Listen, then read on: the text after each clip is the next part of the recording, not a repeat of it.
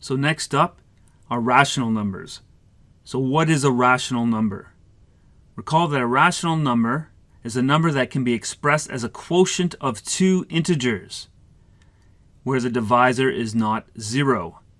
The set of rational numbers is given this symbol Q, and here is what you would see in some university textbooks. All I want you to be able to do is identify a rational number.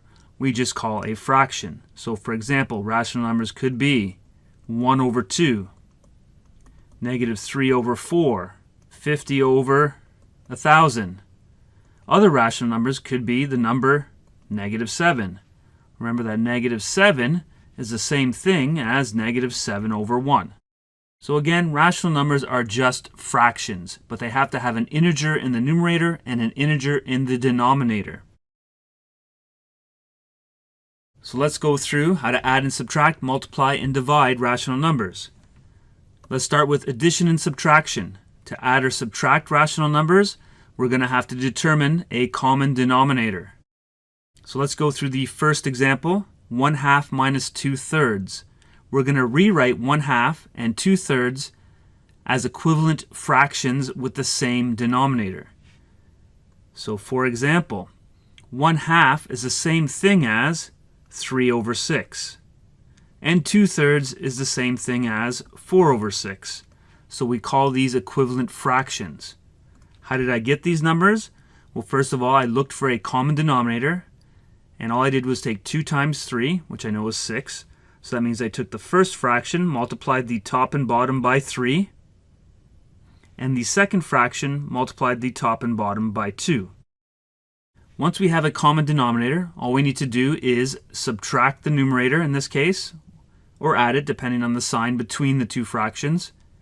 And so I have 3 minus 4, so I'm up 3, but then I lose 4, so I'm down 1, so it's negative 1.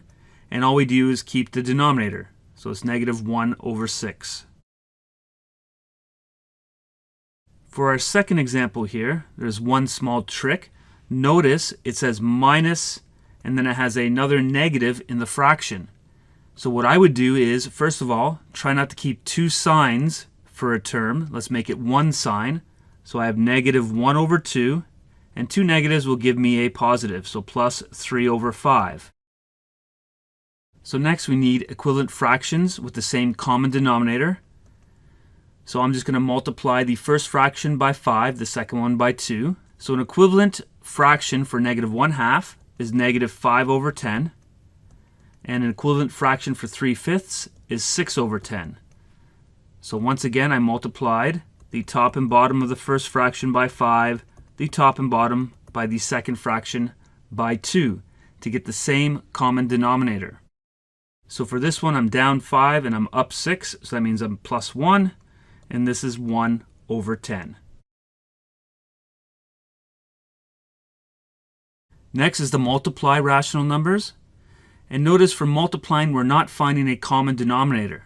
All we're going to do is multiply the numerator by the numerator and the denominator by the denominator, and then simplify if possible.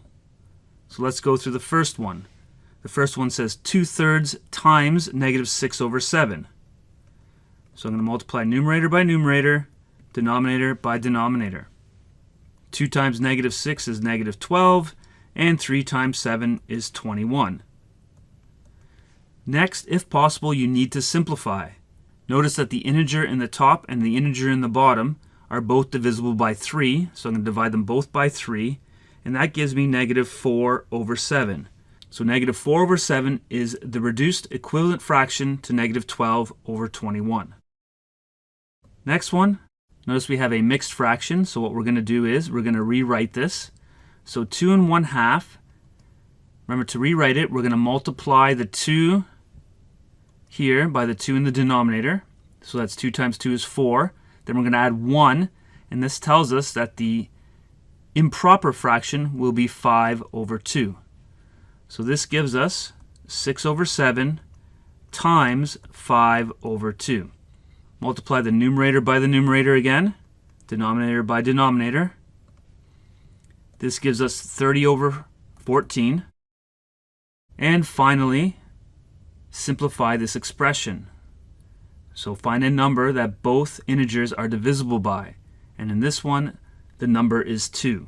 So 30 divided by 2 is 15, and 14 divided by 2 is 7.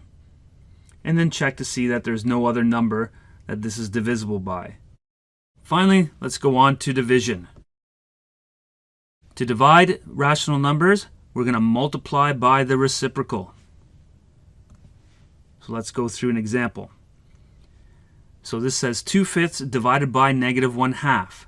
So that is the same thing as taking 2/5 and multiplying by 2 over -1. And this is what we do for division. But now it's multiplication, so we multiply numerator by numerator, denominator by denominator.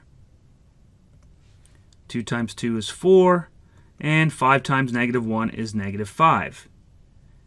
When you have a negative in the denominator, I'd like you just to pull it to the numerator or bring it to the front of the expression. So this is the same thing as -4/5. So again, if you see a negative in the denominator, just bring it to the numerator. Part B, notice we have addition and division. So we still need to follow order of operations. So we're going to start with division before we add. So let's go there. So we have 2 plus 3 over -4 times 10 over 3. Remember, we're going to multiply by the reciprocal. So we're just going to flip that second fraction. This is the same thing as 2 plus, let's multiply. So that's 30 over -12. And this is the same thing as 2. Notice we have a plus minus, so I'm going to just put a minus here. So notice I don't want to deal with two signs at the same time, so let's combine them together. So we have a plus minus, so it's going to be just a negative. So we have 2 minus 30 over 12, and we can reduce 30 over 12. 30 and 12 are both divisible by 6. So this gives me 5 over 2. All right. Again, this is addition, so I need to find a common denominator, but don't forget that 2 is the same thing as 2 over 1. Don't write it as 2 over 2. Our common denominator here is 2, so I'm going to take that first fraction and rewrite it as 4 over 2 minus 5 over 2. And again, all I did was multiply the top of this by 2 and the bottom to make an equivalent fraction with the same common denominator. Starting with the numerator, 4 minus 5 is -1, and we're left with -1 over 2. So for this one, don't forget order of operations. Divide before you add. And the last expression. So for this one, we can actually take and do multiple steps at the same time. Here, I'm going to multiply this. And notice I have brackets. Remember, brackets are first, so I can actually do these brackets at the same time as I do the multiplication because it's the first operation. But let's hold off for a second. If you didn't want to do it that way, we can say we have 5/3 times -3 over 4 divided by, well, we got to start with the brackets. Notice there's that negative in the bottom. I'd recommend you bring it to the top. So it's -2/3 plus 1/2. So again, we have 5/3 times -3 over 4 divided by, once again, we're starting with the brackets. Our common denominator here is going to be 6. So for the first fraction, I need to multiply top and bottom by 2. So that's -4 over 6. And the second fraction, top and bottom by 3. So that's 3 over 6. So I get 5/3 times -3 over 4 divided by, and in this expression I get -1 over 6. -4 plus 3 is -1, all over 6. Now notice we only have one term. There's no more addition and subtraction.